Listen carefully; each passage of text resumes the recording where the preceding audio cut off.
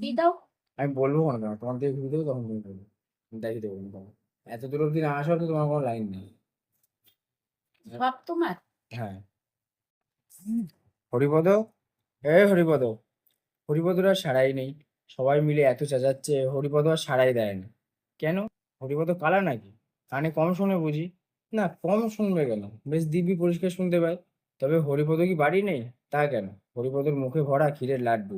সে খেলতেও পারে না, গিলতেও পারে না, কথা বলবে কি করে? আবার ডাক শুনে ছুটে আসতেও পারে না, তাহলে তো ধরা পড়ে যেতে হয়।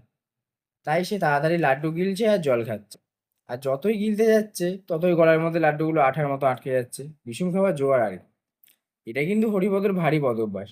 এর জন্য কত ধমক, কত শাসন, কত শাস্তি, কত সাজাই যে সে পেয়েছে, তবু তার আক্কেল হলো না। তবু সে লুকিয়ে চুরিয়ে পেটুকের মতো খাবেই। যেমন হরিপদ তেমন তার ছোট ভাইটি। এদিকে পেট রোগা, দুদিন অন্তর অসুখ লেগেই থাকে, তবু হ্যাংলামি তাদের যায় না। যেদিন স্বাস্থ্যের একটু শক্ত রকমের হয়, তারপর কয়েকদিন ধরে প্রতিজ্ঞা থাকে, এমন কাজ তারা আর করবে না। যখন অসময়ে অখাদ্য খেয়ে রাত্রে পেট কামড়ায়, তখন কাঁদে আর বলে, না, আর না, একেবারেই শেষ, এইবারেই শেষ। কিন্তু দুদিন যেতে না যেতেই আবার জেগে সেই। এই তো কিছুদিন আগের কথা, পিসিমার ঘরে দই খেতে গিয়ে তারা জব্দ হয়েছিল। কিন্তু তবু তাদের লজ্জা নেই। হরিপদের ছোট ভাই শ্যামাপদ এসে বলল, দাদা শিগগির এসো। পিসিমা এই মাত্র এক হাঁড়ি দই নিয়ে খাটের তলায় লুকিয়ে রাখলেন। দাদাকে এত ব্যস্ত হয়ে এ খবরটা দেওয়ার কিন্তু আসল অর্থ অন্য। পিসিমার ঘরে যে শিকলটা দেওয়া, শ্যামাপদ সেটা হাতে পায় না। তাই অগত্যা দাদার সাহায্য দরকার। দাদা এসে আস্তে আস্তে শিকলটা খুলে আগেই তাড়াতাড়ি গিয়ে খাটের তলায় দইয়ের হাঁড়ি বার করলো। এক খাবল তুলে নিয়ে খপ করে মুখে দিয়ে দিল। মুখে দিয়েই চিৎকার।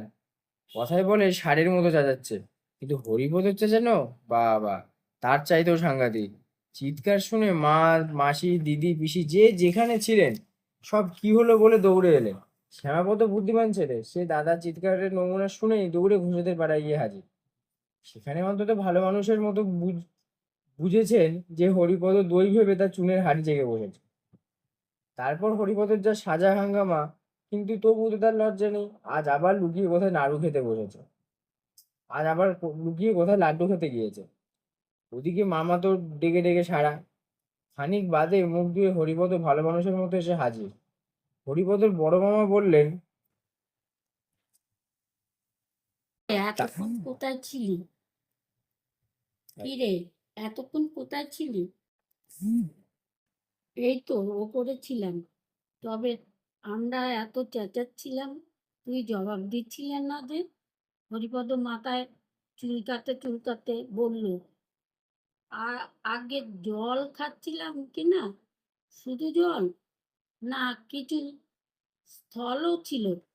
হরিপদ শুনে হাসতে লাগলো, যেন তার সঙ্গে ভারী একটা রসিকতা করা হয়েছে। এর মধ্যে তার মেজো মামা মুখখানা গম্ভীর করে এসে হাজির। তিনি ভিতর থেকেই খবর এনেছেন যে হরিপদ একটু আগেই ভাড়ার ঘরে ঢুকেছিল, আর তারপর থেকেই প্রায় 10-12খানা ক্ষীরের লাড্ডু কম পড়েনি। ক্ষীরের লাড্ডু কম পড়েছে। তিনি এসেই হরিপদ বড় মামার সঙ্গে খানিকক্ষণ ইংরাজিতে ফিসফাস কি মন যেন বলছিল, বলাবলি করলেন। তারপর গম্ভীরভাবে বললেন, বাড়িতে ইঁদুরের যে রকম উৎপাত, ইঁদুর মারবার একটা কিছু বন্দোবস্ত না করলে আর চলছে না। আর চারিদিকে যে রকম প্লেগ আর ব্যারাম, এই পাড়া শুদ্ধ ইঁদুর না মারলে তা আর রক্ষা নাই। বড় মামা বললেন, হ্যাঁ, আর তার ব্যবস্থা করা হয়েছে। দিদিকে বলেছি সেকো বিষ দিয়ে লাড্ডু পাকাতে। সেইগুলো একেবারে ছড়িয়ে দিলেই ইঁদুরের বংশ নির্বংশ হবে। হরিপদ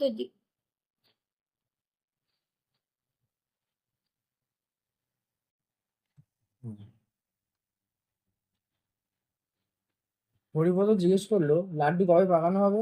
বড় মামা বলল, সে এতক্ষণে হয়ে গিয়েছে। সকালেই টেপিকে দেখেছিলাম এক থালা ক্ষীর নিয়ে দিদির সঙ্গে লাড্ডু পাকাতে বসেছে।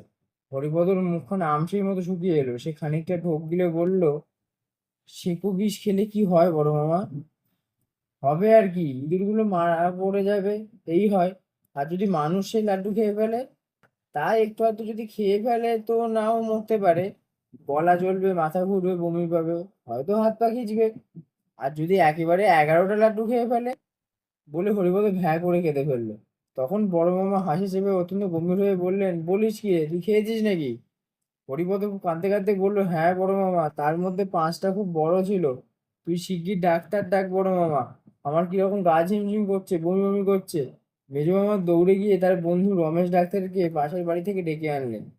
তিনি প্রথমে খুব একটা কড়া রকমের তেতে ওষুধ হরিপদকে খাইয়ে দিলেন। তারপর তাকে কি একটা শুকতে দিলেন। তার এমন ঝাঁজ যে বেচারা 2 চোখ দিয়ে দরদর করে জল পড়তে লাগলো। তারপর তারা সবাই মিলে লেপ কম্বল চাপা দিয়ে তাকে ঘামিয়ে অস্থির করে তুললেন। তারপর একটা ভয়ানক উৎকট ওষুধ খাওয়ানো হলো।